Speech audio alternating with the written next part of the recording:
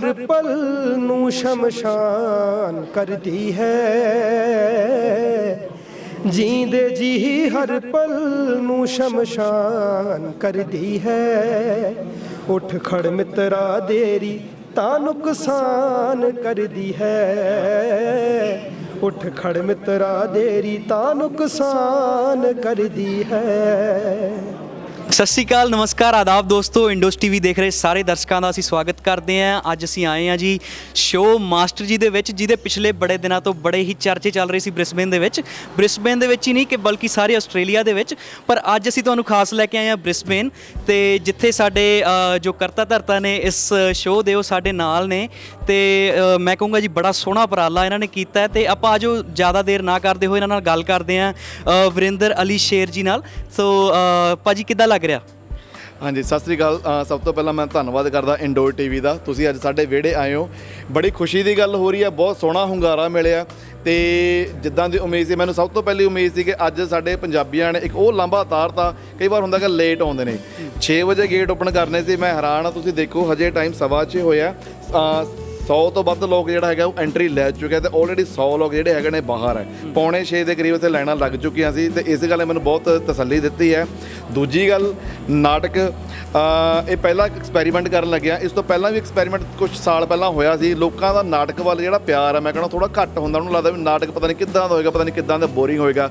ਪਰ ਇਸ ਮਾਸਟਰ ਜੀ ਨੇ, ਜਿੱਦਾਂ ਇਹ ਕੈਨੇਡਾ ਦੇ ਵਿੱਚ ਸ਼ੋਅ ਹੋਏ ਨੇ, ਮੈਲਬਨ ਦੇ ਵਿੱਚ ਹੋਇਆ, ਸ਼ੈਪਰਨ ਦੇ ਵਿੱਚ ਹੋਇਆ, ਇੱਕ ਇੰਨੀ ਕੁ ਹਾਈਪ ਸੈੱਟ ਕਰਤੀ ਹੈ। ਉਹ ਲੋਕਾਂ ਦਾ ਰਿਵਿਊਜ਼ ਇੰਨੇ ਕੁ ਆਏ ਨੇ ਕਿ ਬ੍ਰਿਸਬੇਨ ਵਾਲੇ ਜਾਂ ਹੋਰ ਸ਼ਹਿਰਾਂ ਵਾਲੇ ਨੇ ਉੱਥੇ ਤੱਕ ਉਹ ਗੱਲ ਪਹੁੰਚ ਚੁੱਕੀ ਹੈ ਕਿ ਅਸੀਂ ਇਹ ਨਾਟਕ ਵੇਖਣ ਜ਼ਰੂਰ ਜਾਣਾ।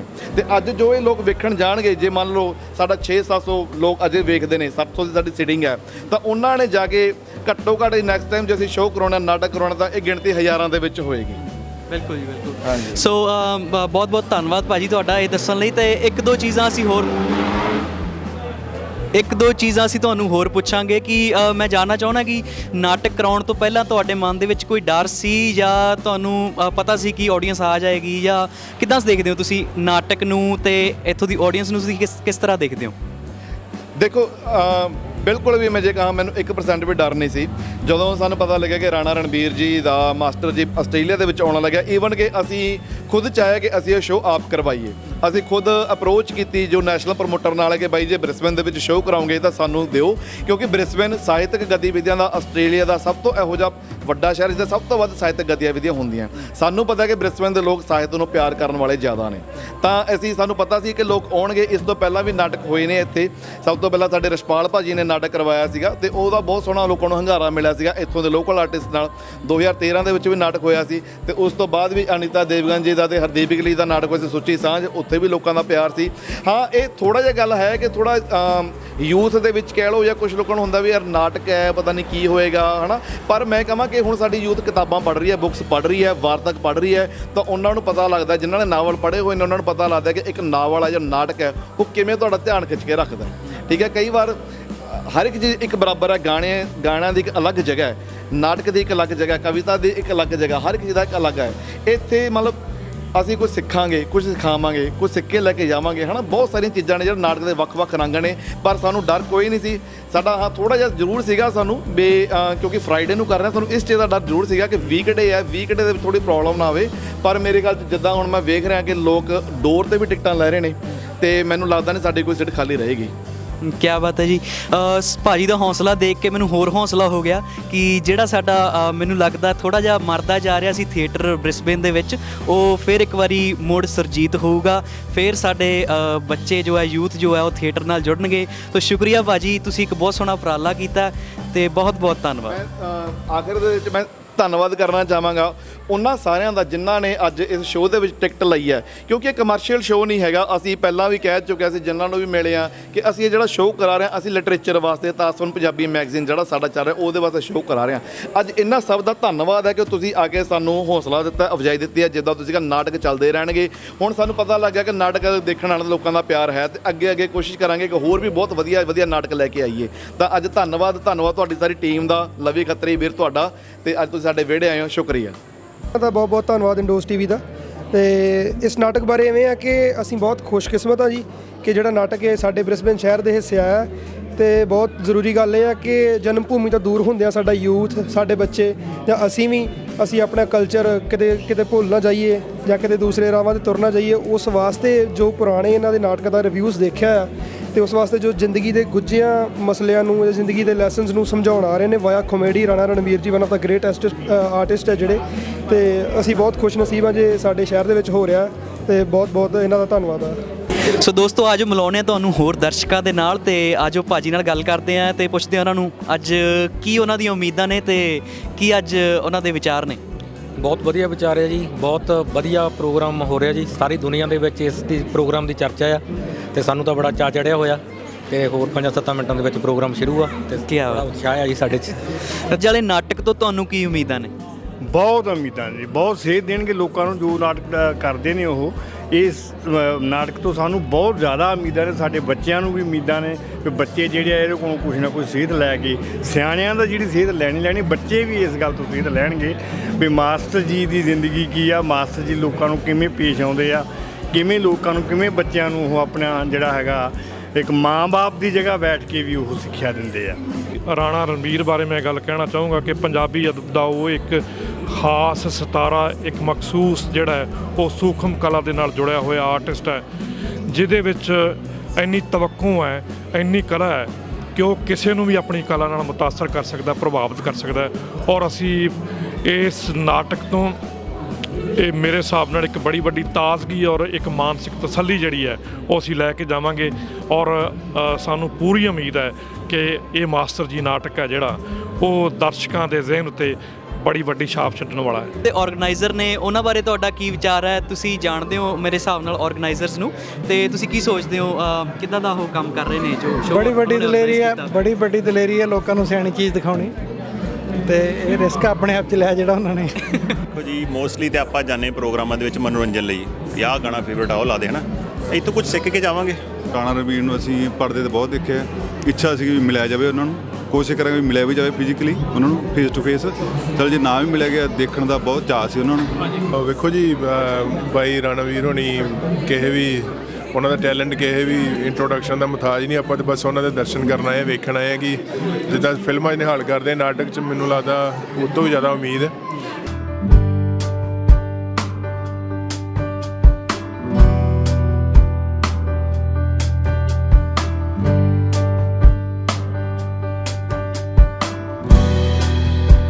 ਸਾਡੇ ਆਂਟੀ ਜੀ ਵੀ ਆਏ ਨੇ ਤੇ ਇਹਨਾਂ ਨੂੰ ਮੈਂ ਸਵਾਲ ਪੁੱਛੂੰਗਾ ਕਿ ਤੁਹਾਨੂੰ ਨਾਟਕ ਤੋਂ ਕੀ ਉਮੀਦਾਂ ਨੇ ਤੇ ਅੱਜ ਤੁਸੀਂ ਐਕਸਾਈਟਡ ਹੋ ਸ਼ੋਅ ਦੇ ਲਈ? ਚੰਗਾ ਲੱਗ ਰਿਹਾ ਤੁਹਾਨੂੰ? ਹਾਂਜੀ, ਮੈਂ ਤਾਂ ਮੇਰੇ ਵੈਸੇ ਵੀ ਪਹਿਲਾਂ ਹੀ ਸਾਡੇ ਗੁਆਂਢੀਆਂ ਵਾਂਗੂ ਹੀ ਆ, ਸਮਝੋ ਧੂਰੀ ਪਿੰਡ ਦੇ ਕਿ ਥੋੜਾ ਜ਼ਿਆਦਾ ਫਰਕ ਨਹੀਂ ਹੈਗਾ ਸਾਡਾ। ਮੇਰਾ ਸ਼ੁਰੂ ਤੋਂ ਹੀ ਫੇਵਰੇਟ ਹੈ ਵੈਸੇ ਤਾਂ ਰਣਬੀਰ ਰਾਣਾ, ਤੇ ਅਸੀਂ ਕੋਈ ਫਿਲਮ ਨਹੀਂ ਛੱਡੀ ਇਹਦੀ। ਠੀਕ ਹੈ, ਸਾਡੇ ਰਿਲੇਟਿਵ ਰਿਸ਼ਤੇਦਾਰਾਂ ਨੂੰ ਵੀ ਜਾਣਦੇ ਨੇ ਸਾਨੂੰ, ਤੇ ਮੈਨੂੰ ਬਹੁਤ ਵਧੀਆ ਲੱਗ ਰਿਹਾ। ਮੈਂ ਬਹੁਤ ਹੈਗੀ ਐਕਸਾਈਟਡ ਕਿ ਜਲਦੀ ਉਹਦਾ ਨਾਟਕ ਦੇਖੀਏ। ਕੋਈ ਵੀ ਫਿਲਮ ਹੈ ਚਾਹੇ ਨਾਟਕ ਹੈ ਕਿ ਸਾਡੇ ਲਈ ਤਾਂ ਓਕੇ ਹੀ ਹੈ, ਬਿਲਕੁਲ ਪਰਫੈਕਟ ਹੈ, ਬਿਊਟੀਫੁਲ। ਸ਼ੋਅ ਦੇਖਣਾ ਆ? ਮਾਸਟਰ ਜੀ। ਕਿਹੜਾ ਸ਼ੋਅ ਦੇਖਣਾ ਆ? ਮਾਸਟਰ ਜੀ। ਕਿਹੜਾ? ਮਾਸਟਰ ਜੀ। ਮਾਸਟਰ ਜੀ। ਦੇਖੋ ਜੀ ਮਾਸਟਰ ਜੀ ਹੋਈ ਵੀ ਹੈ ਕਿ ਨਹੀਂ ਚਾਰੇ ਪਾਸੇ? ਸੋ ਭਾਜੀ ਕਿੱਦਾਂ ਦਾ ਕੀ ਵਿਚਾਰ ਆ ਤੁਹਾਡਾ? ਮਾਸਟਰ ਜੀ ਕਿੱਦਾਂ ਦਾ ਪਲੇ ਹੋਊਗਾ? ਤੁਹਾਡੀਆਂ ਕੀ ਉਮੀਦਾਂ ਨੇ ਪਲੇ ਤੋਂ? ਪਹਿਲਾਂ ਤਾਂ ਸਾਰਿਆਂ ਤੋਂ ਪਹਿਲਾਂ ਮੈਂ ਇੰਡੋਜ਼ ਟੀਵੀ ਦਾ ਬਹੁਤ ਧੰਨਵਾਦ ਕਰਦਾ ਵਾਂ। ਹਰ ਵਾਰ ਦੀ ਤਰ੍ਹਾਂ ਐਰਕੀ ਹਰ ਥਾਂ ਤੇ ਪਹੁੰਚਦੇ ਨੇ ਤੇ ਬ੍ਰਿਸਬੇਨ ਦੇ ਸਟਾਰ ਟੀਵੀ ਸਾਡਾ ਇੱਥੇ। ਤੇ ਮਾਸਟਰ ਜੀ ਰਾਣਾ ਰਣਬੀਰ ਉਹ ਨਾਂ ਹੀ ਬਹੁਤ ਵੱਡਾ ਆ, ਕੋਈ ਛੋਟਾ ਨਾਂ ਨਹੀਂ ਆ। ਉਸ ਨਾਂ ਨੂੰ ਕਰਕੇ ਹੀ ਸਾਰੇ ਲੋਕ ਇੱਥੇ ਆਏ ਆ ਤੇ ਉਮੀਦ ਹੈ ਕਿ ਹਾਲ ਭਰ ਜੂਗਾ ਤੇ ਕੁਛ ਲੋਕੀ ਬਾਹਰ ਖਲੋ ਕੇ ਵੀ ਵੇਖਣਗੇ। ਉਮੀਦਾਂ ਤਾਂ ਉਹਨਾਂ ਤੇ ਪੂਰੀਆਂ ਜੀ। ਮੈਨੂੰ ਲੱਗਦਾ ਵੀ ਮਾਸਟਰ ਜੀ ਚੰਗੀ ਕਲਾਸ ਲੈਣਗੇ ਸਾਡੀ ਸਾਰਿਆਂ ਦੀ, ਤੇ ਕੁਛ ਨਾ ਕੁਛ ਸਿੱਖਣ ਨੂੰ ਵੀ ਜ਼ਰੂਰ ਮਿਲੂਗਾ, ਜਿਵੇਂ ਕਿ ਨਾਰਮਲੀ ਆਪਾਂ ਟੀਚਰ ਤੋਂ ਸਿੱਖਦੇ ਹੀ ਆ ਹਨਾ। ਤੇ ਖਾਸ ਕਰਕੇ ਮੈਨੂੰ ਇਹ ਲੱਗਦਾ ਹੈ ਕਿ ਮੇਰਾ ਬੇਟਾ ਜ਼ਰੂਰ ਪੰਜਾਬੀ ਸੱਭਿਆਚਾਰ ਬਾਰੇ ਜਾਂ ਪੰਜਾਬੀਅਤ ਬਾਰੇ ਕੁਛ ਸਿੱਖ ਕੇ ਜਾਊਗਾ ਇਹਨਾਂ ਤੋਂ। ਸੋ ਇਸ ਕਰਕੇ ਮੈਂ ਤਾਂ ਆਈ ਹਾਂ ਕਿ ਮੈਂ ਆਪ ਵੀ ਸਿੱਖਾਂ ਔਰ ਬੇਟਾ ਵੀ ਕੁਛ ਨਾ ਕੁਛ ਸਿੱਖ ਕੇ ਜਾਵੇ। ਆਪਾਂ ਸਿੱਖਣ ਆਏ ਉਹਨਾਂ ਕੋਲੋਂ, ਬੜਾ ਨਾਮ ਆ ਰਾਣਾ ਜੀ ਦਾ ਤੇ ਬੜੇ ਚੰਗੇ ਨੇਕ ਇਨਸਾਨ ਨੇ ਉਹ।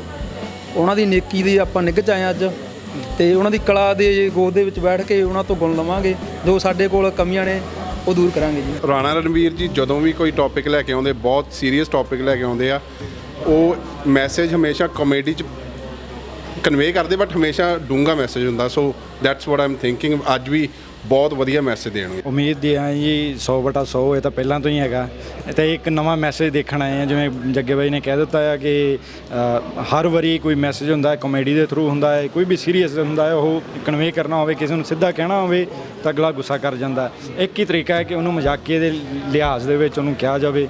ਤਾਂ ਮੈਂ ਤਾਂ ਵੱਡੇ ਹੀ ਹੋਏ ਆ ਜੀ ਇਹਨਾਂ ਨੂੰ ਦੇਖ ਕੇ, ਤੇ ਰਾਣਾ ਰਣਬੀਰ ਜੀ ਮੈਨੂੰ ਲੱਗਦਾ ਵੀ 100 'ਚੋਂ 100 ਲੈ ਕੇ ਜਾਣਗੇ ਜੀ ਅੱਜ ਫੇਰ ਦੁਬਾਰ ਦੀ ਨਵੀਂ ਚੀਜ਼ ਪੇਸ਼ ਕਰਨ ਜਾ ਰਹੇ ਹਾਂ। ਇਹ ਇੱਕ ਬੜਾ ਵੱਖਰਾ ਅਨੁਭਵ ਹੋਵੇਗਾ ਲੋਕਾਂ ਲਈ ਕਿ ਨਾਟਕ ਹੁੰਦਾ ਕੀ ਹੈ, ਫਿਰ ਉਹ ਨਾਟਕ ਦੇ ਵਿੱਚ ਜਿਹੜੀਆਂ ਚੀਜ਼ਾਂ ਹੋਣਗੀਆਂ ਉਹ ਲੋਕਾਂ ਨੂੰ ਬਹੁਤ ਕੁਝ ਦੇਣਗੀਆਂ।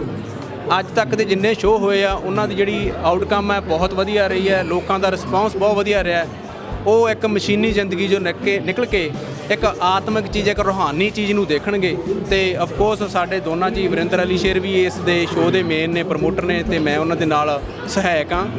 ਬਹੁਤ ਉਮੀਦਾਂ ਨੇ ਸਾਨੂੰ, ਬਹੁਤ ਆਸਾਂ, ਤੇ ਲੋਕਾਂ ਦਾ ਰਿਸਪੌਂਸ ਬਹੁਤ ਵਧੀਆ ਇਹਦੇ ਲਈ। ਉਹਨਾਂ ਨੂੰ ਨਾਟਕ 'ਚ ਬੱਚੇ ਦੇ ਕਿਰਦਾਰ ਲਈ ਇੱਕ ਛੋਟੇ ਜਿਹੇ ਘਰ ਦੇ ਸਟੂਡੈਂਟ ਦੀ ਲੋੜ ਸੀ। ਬਸ ਆ ਨਾਟਕ ਸ਼ੁਰੂ ਕਰਨ ਲੱਗਿਆ। ਮਾਸਟਰ ਜੀ ਨਾਂ ਰੱਖਿਆ ਨਾਟਕ ਦਾ। ਕਿਉਂ ਦੁੱਖ ਨੂੰ ਤੋੜ ਕੇ ਮੈਂ ਗਾਉਂ ਤਰਾਨੇ, ਉਹ ਜਿਉਣ ਵਾਲੇ ਤਾਂ ਲੱਭ ਲੈਂਦੇ ਨੇ ਲੱਖ ਬਹਾਨੇ, ਉਹ ਜਿਉਣ ਵਾਲੇ ਤਾਂ ਲੱਭ ਲੈਂਦੇ ਨੇ ਲੱਖ ਬਹਾਨੇ।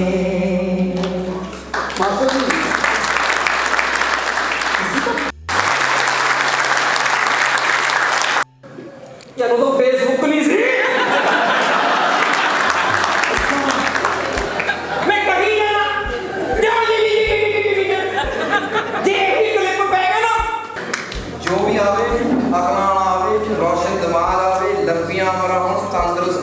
ਬਹੁਤ ਪਿਆਰ, ਖੁਸ਼ ਰਹੋ, ਚੜ੍ਹਦੀ ਕਲਾ 'ਚ ਰਹੋ। ਬਣ ਜੋ ਸਹਾਰਾ ਜਿਵੇਂ ਨਦੀ ਨੂੰ ਕਿਨਾਰਾ, ਤੁਸੀਂ ਆਰਾਂ ਲਿਖਾਇਓ ਸਾਨੂੰ ਘੋੜ ਤੇ ਬਿਠਾਇਓ, ਅਸੀਂ ਆਉਂਦੇ ਰਹਾਂਗੇ ਸਾਨੂੰ ਚੌਂਕਾ ਵੀ ਸਿਖਾਇਓ, ਅਸੀਂ ਆਉਂਦੇ ਰਹਾਂਗੇ, ਅਸੀਂ ਆਉਂਦੇ ਰਹਾਂਗੇ, ਅਸੀਂ ਆਉਂਦੇ ਰਹਾਂਗੇ। ਕਿੰਨੇ ਪਿਆਰੀ ਪੱਗ ਹੈ, ਕਿੰਨਾ ਪਿਆਰਾ ਕਲਰ ਹੈ, ਆਪਣੀਆਂ ਦਾੜੀਆਂ ਵੀ ਮਿਲਦੀਆਂ, ਇਧਰ ਕਾਲਾ ਰੰਗ, ਕਾਲੇ ਮੈਂਡੇ ਕੱਪੜੇ, ਕਾਲਾ ਮੈਂਡਾ ਵੇਸ, ਗੁਨਗੀ ਭਰਿਆ ਮੈਂ ਮੇਰਾ ਲੋਕ ਲੱਗਦੀ। ਜਦੋਂ ਵੇਖੀਦਾ ਤੁਹਾਨੂੰ ਚਾਅ ਚੜ ਜਾਂਦਾ ਸਾਨੂੰ, ਉਹ ਜਦੋਂ ਵੇਖੀਦਾ ਤੁਹਾਨੂੰ ਚਾਅ ਚੜ ਜਾਂਦਾ ਸਾਨੂੰ। ਰੰਗ ਚਾਵਾਂ ਨੂੰ ਚੜਾਇਓ, ਕਿਵੇਂ ਸਾਡੇ ਸਾਹਿਬ, ਰੰਗ ਚਾਵਾਂ ਨੂੰ ਚੜਾਇਓ, ਅਸੀਂ ਆਉਂਦੇ ਰਹਾਂਗੇ, ਅਸੀਂ ਆਉਂਦੇ ਰਹਾਂਗੇ, ਅਸੀਂ ਆਉਂਦੇ ਰਹਾਂਗੇ।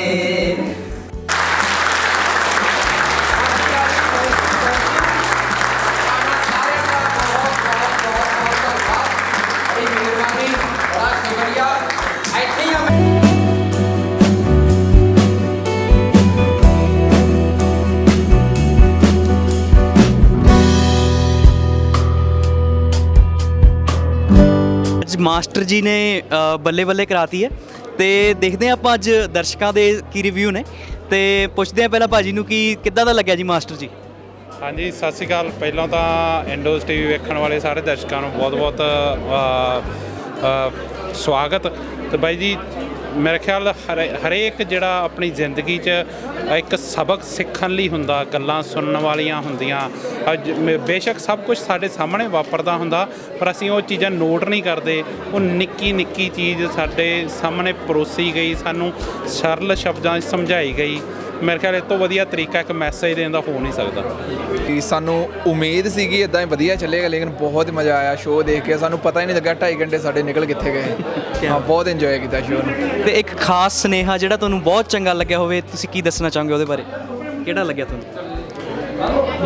ਮਾਸਟਰ ਜੀ ਦੀ ਇੱਕ ਗੱਲ ਵਧੀਆ ਲੱਗੀ, ਉਹਦੀ ਮੈਂ ਕਿਹੜੀ ਖਾਸ ਗੱਲ ਦੱਸਾਂ, ਲੇਕਿਨ ਸਾਰੀਆਂ ਮਾਸਟਰ ਜੀ ਦੀਆਂ ਬਹੁਤ ਅੱਛੀਆਂ ਗੱਲਾਂ ਸੀਗੀਆਂ। ਬਸ ਮੈਂ ਇਹੀ ਕਹੂੰਗਾ, thank you so much master ਜੀ, ਫਿਰ ਮਿਲਦੇ ਰਵਾਂਗੇ। ਬਈ ਸ਼ੋਅ ਬਹੁਤ ਬਾਕਮਾਲ ਸੀ। ਹਰ ਸ਼ਬਦ ਦੇ ਵਿੱਚ ਕੋਈ ਮੀਨਿੰਗ ਸੀ, ਹਰ ਸ਼ਬਦ ਦੇ ਵਿੱਚ ਕੋਈ ਸੁਨੇਹਾ ਸੀ।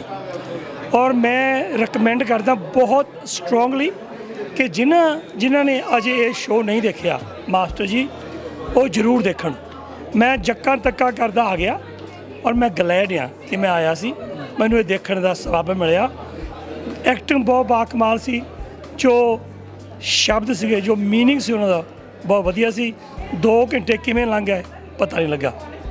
Highly recommended. ਥੈਂਕ ਯੂ ਜੀ, ਬਹੁਤ ਸੋਹਣਾ ਰਿਵਿਊ ਦੇਣ ਲਈ। ਆਪਾਂ ਪੁੱਛਦੇ ਹਾਂ ਭਾਜੀ ਨੂੰ ਵੀ ਤੁਹਾਡਾ ਕਿੱਦਾਂ ਦਾ ਤਜਰਬਾ ਰਿਹਾ, ਤੁਹਾਨੂੰ ਕਿੱਦਾਂ ਦਾ ਲੱਗਿਆ ਮਾਸਟਰ ਜੀ? ਵੀਰੇ ਬਹੁਤ ਵਧੀਆ ਸੀ, ਬਹੁਤ ਸੋਹਣਾ ਸੀ, ਬਹੁਤ ਵਧੀਆ ਕਮਾਲ ਦੀ ਐਕਟਿੰਗ ਕੀਤੀ ਆ ਰਾਣਾ ਰਣਵੀਰ ਭਾਜੀ ਨੇ। ਸੋ ਮੈਂ ਤਾਂ ਫੈਨ ਆਈ। ਤੁਹਾਡੇ ਦਿਲ ਦੇ ਵਿੱਚ ਕੋਈ ਵੀ, ਦਿਮਾਗ ਦੇ ਵਿੱਚ ਕੋਈ ਵੀ ਦੁਸ਼ਮਣੀ ਹੈ ਕਿਸੇ ਪ੍ਰਤੀ, ਪਿਆਰ ਆ ਯਾਰ, ਸਾਰਾ ਕੁਝ ਬਰਬਾਦ ਆ। ਤੁਹਾਡਾ ਦਿਮਾਗ ਸੁਣਨਾ, ਤੁਸੀਂ ਸਿਰਫ ਪਿਆਰ ਵੰਡੋ, ਪਿਆਰ ਹੀ ਤੁਹਾਡੀ ਜ਼ਿੰਦਗੀ ਆ। ਸੋ ਤੁਹਾਡੀ ਕਿਸੇ ਨਾਲ ਦੁਸ਼ਮਣੀ, ਉਹ ਸਾਰਾ ਕੁਝ ਛੱਡ ਦਿਓ। ਜਾਂਦੇ ਹੋਏ ਆਪਾਂ ਜ਼ਿੰਦਗੀ 'ਚ ਕੀ ਲੈ ਕੇ ਜਾਣਾ? ਇਹ ਸਰੀਰ ਆ, ਇਹ ਪਤਾ ਨਹੀਂ ਕਦੋਂ ਕਿੱਥੇ ਕਿੱਥੇ ਕੀ ਹੋ ਜਾਣਾ। ਸੋ ਯਾਰ ਸ਼ਬਦ ਹੀ ਹੈ ਨਹੀਂ ਮੇਰੇ ਕੋਲ, ਮੈਂ ਤੁਹਾਨੂੰ ਕੀ ਦੱਸਾਂ ਯਾਰ ਵੀਰੇ। ਬਹੁਤ ਪਸੰਦੀਦੇ ਕਲਾਕਾਰ ਰਹੇ ਨੇ, ਖਾਸ ਕਰਕੇ ਇਹਨਾਂ ਦੀ ਫਿਲਮ ਮਾਂ ਤੇ ਅਸੀਸ ਤੋਂ ਬਾਅਦ ਮੈਨੂੰ ਬਹੁਤ ਚਾਅ ਸੀ। ਜਦੋਂ ਇਹ ਸ਼ੋਅ ਮੈਂ ਸੁਣਿਆ ਕੈਨੇਡਾ 'ਚ ਹੋ ਰਿਹਾ, ਮੇਰੇ ਮਨ ਅੰਦਰ ਸੀ ਵੀ ਕਾਸ਼ ਕਿਤੇ ਆਸਟ੍ਰੇਲੀਆ ਆਉਣ, ਤਾਂ ਮੇਰਾ ਉਹ ਸੁਪਨਾ ਪੂਰਾ ਹੋਇਆ। ਬਹੁਤ ਗੁੱਡ ਲੱਗਿਆ। Thank you. ਬਹੁਤ ਵਧੀਆ ਐਕਸਪੀਰੀਅੰਸ ਰਿਹਾ। ਤੇ ਮੇਰੇ ਫਾਦਰ ਜੀ ਨਾ ਉਹ ਛੇਤੀ ਚਲ ਗਏ ਸੀ, ਮੈਂ ਉਹਨਾਂ ਨੂੰ ਲਾਜ਼ਮੀ ਦਿਖਾਉਣਾ ਸੀਗਾ। ਰੀਅਲੀ ਸੱਚੀ ਦਿਲ ਨੂੰ ਨਾ ਸਕੂਨ ਮਿਲਿਆ। ਬਹੁਤ ਜ਼ਿਆਦਾ ਦਿਲੋਂ ਧੰਨਵਾਦ ਆ ਰਾਣਾ ਰਣਵੀਰ ਜੀ ਦਾ। ਅਸੀਂ ਖੁਸ਼ ਹਾਂ ਵੀ ਅਸੀਂ ਇਹ ਚੀਜ਼ ਦੇਖ ਕੇ ਗਏ ਹਾਂ, ਅਸੀਂ ਕੁਝ ਸਿੱਖਿਆ। ਤੇ ਤੁਹਾਨੂੰ ਇੱਕ ਚੀਜ਼ ਜਿਹੜੀ ਬਹੁਤ ਚੰਗੀ ਲੱਗੀ ਹੋਵੇ ਨਾਟਕ ਦੇ ਵਿੱਚ, ਤੁਹਾਨੂੰ ਇੱਕ ਸੁਨੇਹਾ ਜਿਹੜਾ ਬਹੁਤ ਚੰਗਾ ਲੱਗਿਆ ਹੋਵੇ, ਤੁਸੀਂ ਉਹ ਸਾਂਝਾ ਕਰਨਾ ਚਾਹੋਗੇ ਕੋਈ ਵੀ? ਸੁਨੇਹਾ ਵੀਰ ਜੀ ਇਹ ਆ ਵੀ ਅਸੀਂ ਨਾ ਆਪਣੇ ਆਪ ਨੂੰ ਪਛਾਣਿਆ ਉਹਦੇ 'ਚ। ਜਿਹੜੀਆਂ ਚੀਜ਼ਾਂ ਹੁਣ ਪੈਸੇ ਦੀ ਭਾਲ ਦੇ ਵਿੱਚ ਹਨਾ ਅਸੀਂ ਭੱਜੇ ਆ ਜੋਬਾਂ 'ਚ ਹਨਾ, ਜੋ ਵੀ ਆ ਉਹ ਚੀਜ਼ਾਂ ਤੋਂ ਅਸੀਂ ਪਿੱਛੇ ਹਟ ਕੇ ਅਸੀਂ ਆਪਣੇ ਆਪ ਵੱਲ ਮਤਲਬ ਝਾਤ ਮਾਰੀ ਆ। ਅਸੀਂ ਦੇਖਿਆ ਆਪਣੇ ਆਪ ਨੂੰ, ਅਸੀਂ ਉਹ ਕੋਈ ਹੋਰ ਨਹੀਂ ਕਰ ਸਕਦਾ। ਉਹਨਾਂ ਨੇ ਬਹੁਤ ਸੋਹਣਾ ਕਿਰਦਾਰ ਆ, ਮਤਲਬ ਅਸੀਂ ਜਿੰਨੇ ਵੀ ਨੰਬਰ ਦਈਏ ਉਹਨਾਂ ਨੂੰ ਉਹ ਬਹੁਤ ਥੋੜ੍ਹੇ ਆ। ਸ਼ੁਕਰੀਆ। ਤੇ ਤੁਹਾਨੂੰ ਕਿੱਦਾਂ ਲੱਗੇ ਮਾਸਟਰ ਜੀ?